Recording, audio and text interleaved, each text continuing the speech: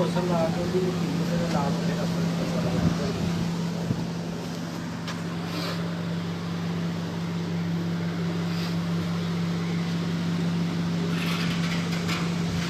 सारे प्रोग्राम बंदे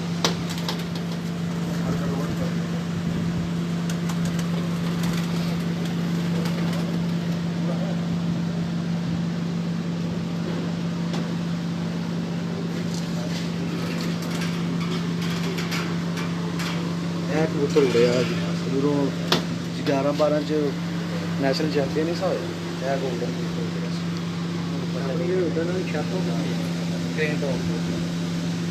खत्म कर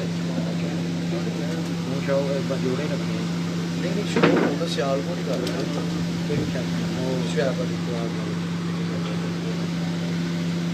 उत्थे शो करें क्योंकि मैं सियालकोट ही सैटअप लगा लिया जी सारा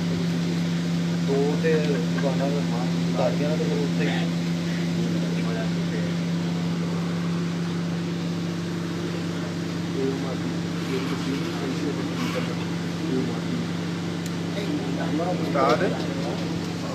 उस्ताद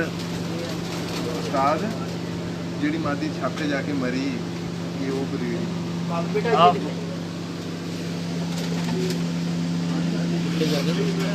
छापे जाके मरी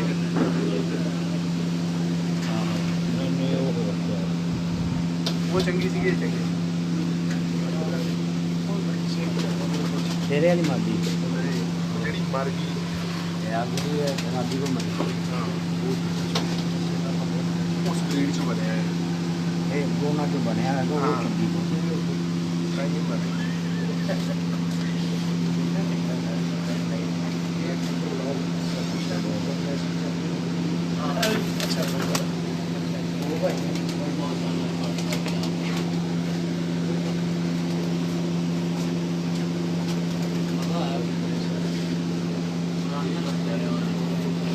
पुरानी नस्ल नहीं है यार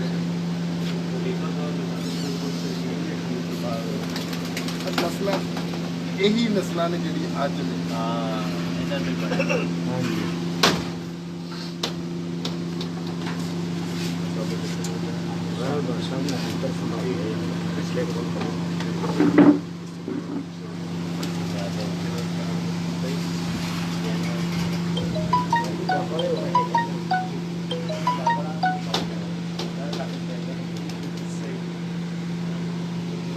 जो पुराने से पुराना आपके पास पड़ा हो पुराने हैं तो दिखाए हैं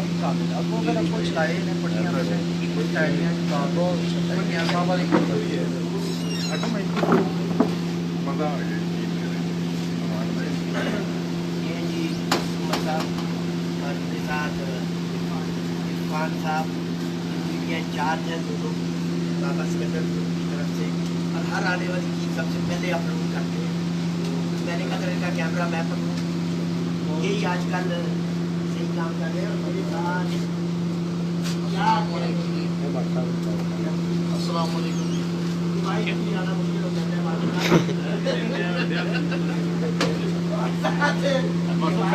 हाँ जी दरमियान ये सारा कहते सी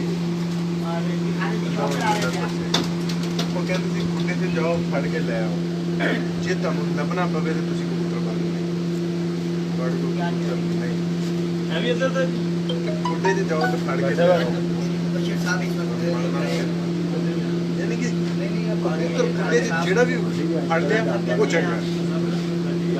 ये नहीं यार ये नहीं जेड़ा ही फड़ ले ये भी कह लो मैं फिर मारना उन्होंने तो यही गल चंगी लगती शहबाज मेंबर साहब फ्रॉम कुवैत शौक कर रहे हैं इस वक्त अनुमान कोई दस बड़ा जरूरी है समझिया करो शाकर साहब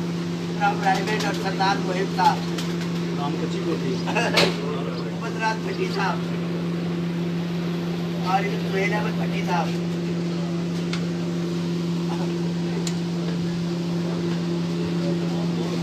नुमान भाई ये जी हम इसको बाबा से बेचने भी लाए हैं आपका शौक हमारे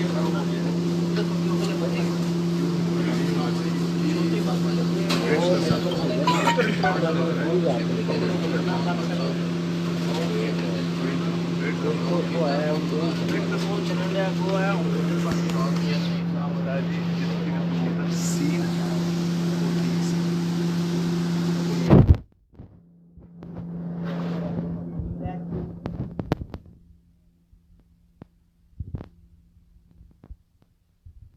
ਇਹ ਅੱਗੋਂ ਨਾ ਟੈਡੀਆਂ ਚ ਲਾ ਕੇ ਚੜਾਏ ਉਹ ਵੱਡਾ ਕਬੂਤਰ ਟੈਡੀ ਮਾਦੀ ਚੂਈ ਸਾਹਿਬ ਉਹਨੂੰ ਤੁਸੀਂ ਵੱਡੇ ਕਬੂਤਰ ਨੂੰ ਮੀਆਂ ਸਾਹਿਬ ਵਾਲੀ ਜਿੱਥੇ ਕੈਡੀ ਨਾਲ ਲਾਓ। ਜਿਹੜੇ ਮੀਆਂ ਸਾਹਿਬ ਨੇ ਸਾਡੇ ਕੋਲ ਟੈਡੀ ਹਨ ਉਹ ਸਾਰੇ ਚੁੱਕੇ ਹੋ ਗਏ ਇਹ ਪੱਟ ਚੱਲਦਾ